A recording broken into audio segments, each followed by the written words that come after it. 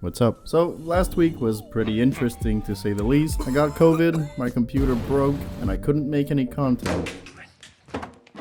Therefore, I had the very unpleasant task of lying down in my bed and watching horror films. And since it's been a while, I thought I could do a little short video on these films, just to put out something real quick before I finish my Scream review. Okay, shut up. First film I saw was right before I got COVID, and it was Morbius. I went to see it because I thought it would be funny and would make a good video, but unfortunately, although it does have some fun parts, like when Jared Leto drinks his blood and it looks like a video game animation, the large majority of this movie is horribly boring. It is everything you heard it is. Morbius belongs in the early 2000s superhero movies. It's about the same quality as Catwoman or Ghost Rider, the only difference being that these films have better special effects.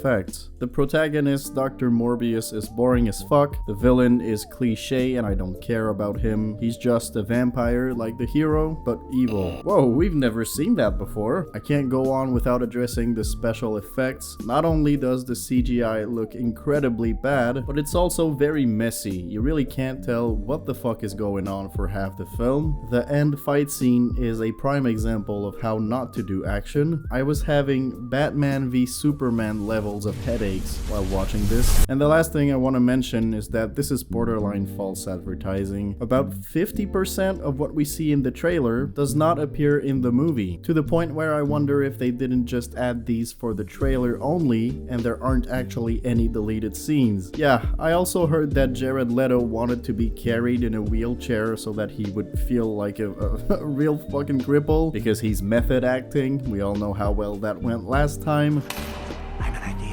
What a prick with an ego larger than Earth itself. Jesus Christ. This could have been interesting if it was an R-rated horror movie, but it ends up being a boring, lifeless superhero movie. I hated it. I'm gonna give Morbius 2 asshole Jared Letos out of 10. Next up is Peter Jackson's King Kong. Now, if you think this isn't a horror movie, then I must disagree with you because holy shit, this scene scarred me for life.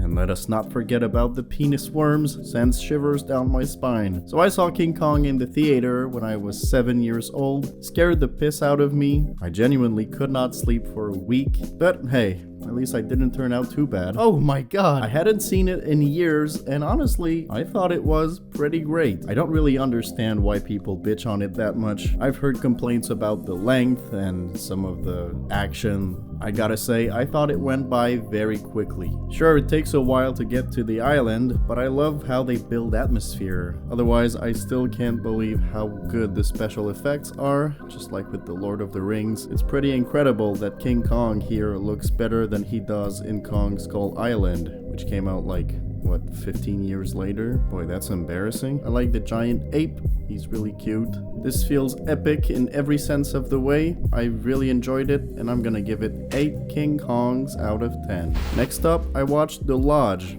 Now, I found this in a random Blu-ray bin, and it said it was from the director of Goodnight Mommy, which is a film that I really enjoyed. So therefore, I was curious, I watched it, I loved it, until I didn't. So the first 2 acts are exactly what I look for in a psychological horror film. It felt very A24-ish, very artsy and slow-paced and eerie. And then, no spoilers, but at one point there's a bit of a revelation. It didn't quite click with me. I was kinda let down with the whole ending, but this is still a very effective movie. There's obvious nods and references to The Thing and The Shining, and it shares some similar themes of paranoia and fear, isolation, and I think at the center of it all, this is a film about trauma, and I didn't just read that off a critic on IMDb. No, I came up with that on my own. Anyhow, despite the third act being a little inferior in my opinion, I still enjoyed this very much, and I recommend it to any movie fan. I'm gonna give it 7 upside down crosses out of 10.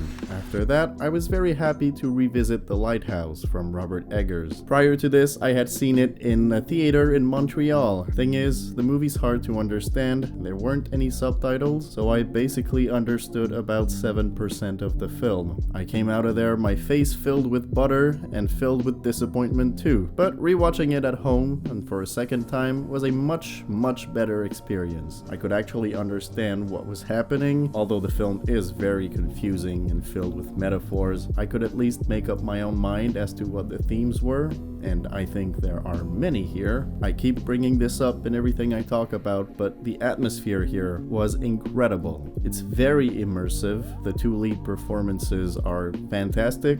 You're fond of me, lobster.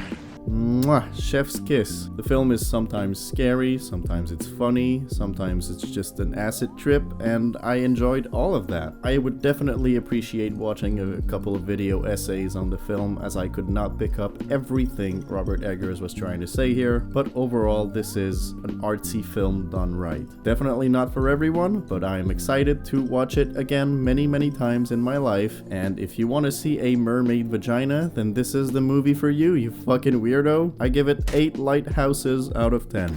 Speaking of Robert Pattinson and the Batman, I watched Cloverfield, directed by Matt Reeves. I guess this would fall under the guilty pleasure category. I'm a huge fan of monster movies. For some reason, watching a giant monster destroy a city just brings life to my corpse, and that's really why you would watch Cloverfield, just to get the little glimpses of the monster and cheer with your friends. The characters here suck ass. The found footage gimmick, it's okay, but the thing I realized with this rewatch is, holy moly, none of this makes any fucking sense. These characters are idiotic beyond comprehension. They are so stupid. They're dumb. Honestly, spoilers, some of them die, and I couldn't have been happier. Yeah, the script kinda sucks, but man, when you see that monster fuck shit up, I was cheering like a little baby, and then I pooped my diaper. Overall, it's stupid, but it's fun. I don't know, man. I like Cloverfield. Sue me. It would probably deserve like a 6, but in terms of enjoyment, I'm gonna give Cloverfield a 7 out of 10. Very recently, I watched for probably the 15th time A Nightmare on Elm Street.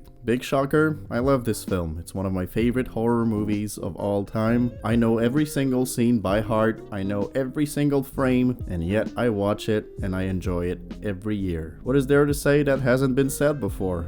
Nothing, so I'm just gonna shut the fuck up. 10 Freddy's out of 10. Lastly, we end on a little stinger. I rewatched Halloween Kills.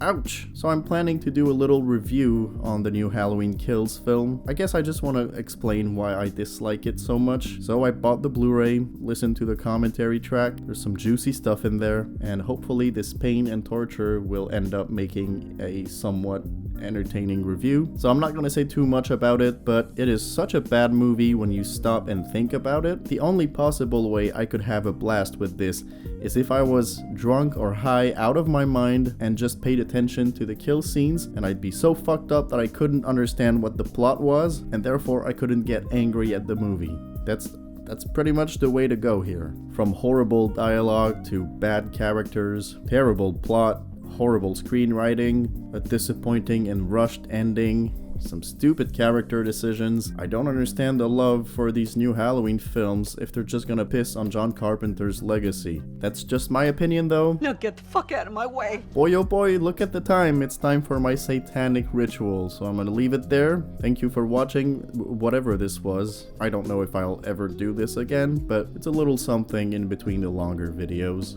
Next up is Scream, and until then, keep watching horror movies. It's good for your health. Bye bye.